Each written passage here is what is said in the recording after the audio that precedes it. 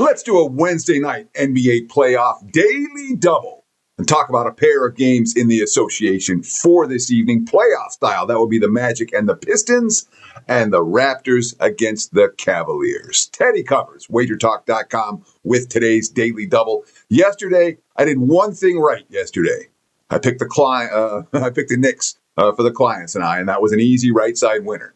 Unfortunately, my free play video yesterday was not my best performance. Let's see if we can do better today and give you guys both a client winner, I am play on the Lakers-Rockets game for tonight, and a pair right here on today's Daily Double free play video. So let's start in Detroit, where right now I'm seeing the Pistons -10 as a prevailing number against the Magic, total sitting in the 211.5 range. Of course, look at the Odds Logic live odds screen. Get a free trial. 7-day trial if you haven't tried it. oddslogic.com/Teddy. It's cool. Play around with it. Check it out. Again, oddslogic.com/Teddy. Takes about a minute to fill out the form, not even. Free 7 days.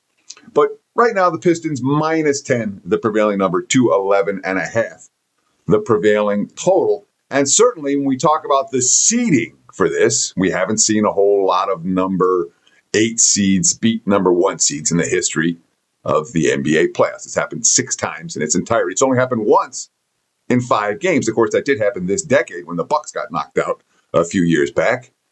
And let's talk about this series for a moment if we're playing pickup basketball. All right, you're playing pickup basketball, you're going to pick probably Cade Cunningham, number 1. When's the next Piston going to get picked? All right, I'll take the over. I would think at least 4 Magic players get picked before the second best pick. Are you picking Jalen Duran? Duran this time? Nah, not me. He's had a rough series, obviously, against Wendell Carter, he's supposed to be the Pistons' second best player, has not played like it in the series. And when Tobias Harris is your second best player, you ain't going far in the postseason. Orlando, yes, they're the number 8 seed. And yes, Wagner's going to sit tonight, which is a huge loss for them. No question about it. That being said, Orlando is confident. All right. They've got more playoff experience than Detroit. They've won on this floor already in this series.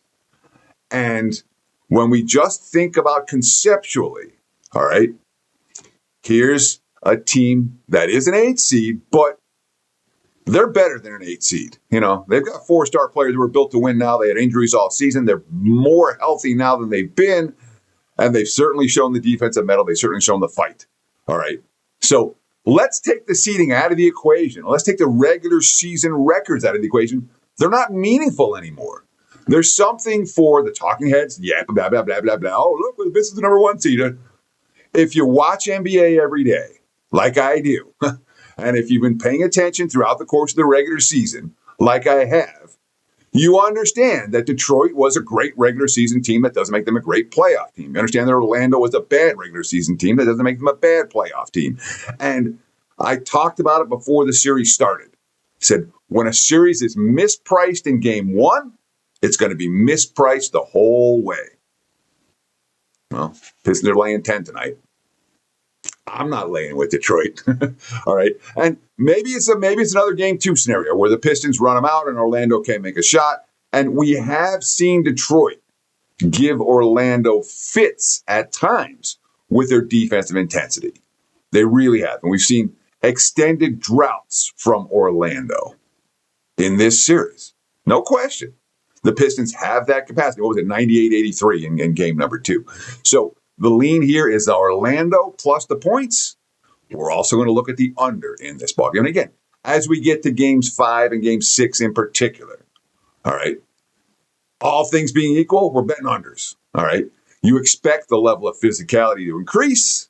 You expect the fact that both of these teams know exactly what the opponent wants to do offensively and have devised appropriate defenses for it. The pace isn't going to be there. We saw a bunch of second chance opportunities in game 4. I think both teams will look to clean that up here. And to be honest, under. So Magic and under in the first of the 2 games. But of course, the second one only starts a half hour later with Toronto and Cleveland. I'll talk about that in just a second. First, I do want to let you know about what's going on right now at WagerTalk.com. You can visit the website, WagerTalk.com. You can go straight to my homepage, wt.buzz/TC. That's just a quick link to get to my page. 21-9, 70% all sports run over the last 12 days, plus 32 units of profit. Running pretty good. NBA playoffs, 8-4, 67% run. And over the last 5 years, 5 consecutive winning postseasons, plus 93 units, 115 and 82 long-term in the NBA playoffs. MLB's been hot. We're running good right now. Check out some of the packages we have available. Don't buy a play, get on board with the package. NBA playoffs right through Game 7 of the finals, already discounted from where it was last week. You can get that. You can get a buy 3 days, get 3 free, reasonably priced. Good deals. Check it out. Again, WagerTalk.com, the website, or my particular page, www.buzz/TC. Really appreciate the support you guys have given me in recent weeks. Thank you. And I'll look to repay the favor and give you guys some winners, client-wise. And, of course, we really appreciate the comments, the likes, the follows. Comment, like, follow. Appreciate it. Much obliged. Let's talk about the Raptors and the Celtics. I said I've been 8-4 in my last 12 in the NBA postseason. 2 of the losses were on Cleveland in Toronto. Had them game 3, came back to them in game 4. I really thought game 4 was going to be a winner, and man, they stunk it up down the stretch of that game. They were up, 8 in the fourth quarter with a couple minutes left, and just couldn't buy a bucket the rest of the way.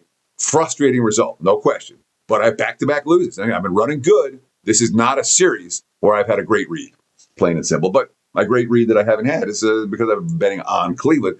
I did have Cleveland in game 2, and they cashed. 5% big ticket winner in that ball game. Odds Logic live odds screen, mostly 9s out there for the Cavs. There are some 8.5s with juice available. DK, FanDuel, MGM all sit at 8.5 with heavy juice. Total sitting in the 218 range for Toronto and Cleveland. And in one sense, look, the Raptors just shot 32% from the floor. 4 of 30, 13% from three-point range, and they won the game and covered the point spread. They ain't going to shoot worse than they just did. They ain't going to play worse offensively than they just did. And not only did they win, and 93 points, and they were able to win and cover. You asked me before the game, Toronto scored 93. I say, how much can I bet on Cleveland? But what the Raptors have done, they shut down the Cavs. The last 2 games, Cleveland, we've seen turnovers galore. We've seen Harden look out of sync. We've seen Donovan Mitchell look out of sync. We've seen the big men. When you have Mobley, Allen, Mitchell, and Harden on your team, you're supposed to be able to find good looks, possession after possession. Cavs clearly haven't been able to do that in the last 2 ball games. The series shifts here. And one would expect Cleveland's going to shoot better than the 37% they shot last time. One would expect Cleveland will also shoot better than the 10 of 40 that they had from the floor, from three-point range in that contest. Cavs couldn't missed free throws in Game 4. The 18 turnovers in Game 4, and a complete meltdown down the stretch of that game when it looked like they had it in control, and instead choked it away. I do think Cleveland bounces back. I do think Cleveland's the better of these 2 teams. But the bet I make here, before I made I'm always saying I'm looking for reasons to bet unders. This is not a game I'm looking for reasons to bet unders. All right. We have both teams coming off particularly dismal shooting performances. I think we're going to see a little bit more offense tonight. Now, is that enough to get it up and over the total? 218, the prevailing number right now. Again, we've seen a significant adjustment downwards from where this total has been.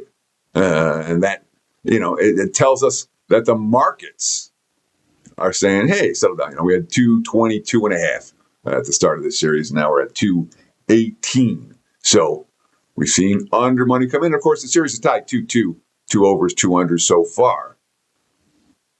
The lean here is Cleveland. And again, I've lost to them twice. I'm not going to ask the clients to bet them 3 times in a row after I've lost the last 2.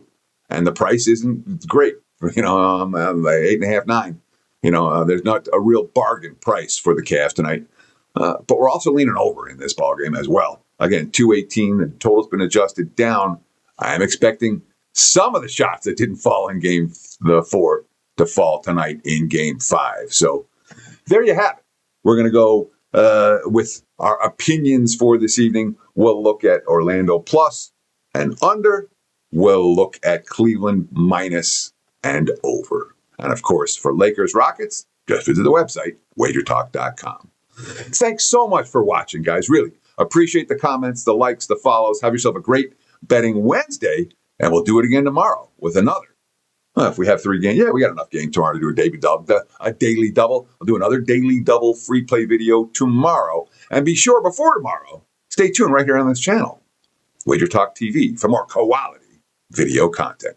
Have a great day. Thanks for watching. Cheers.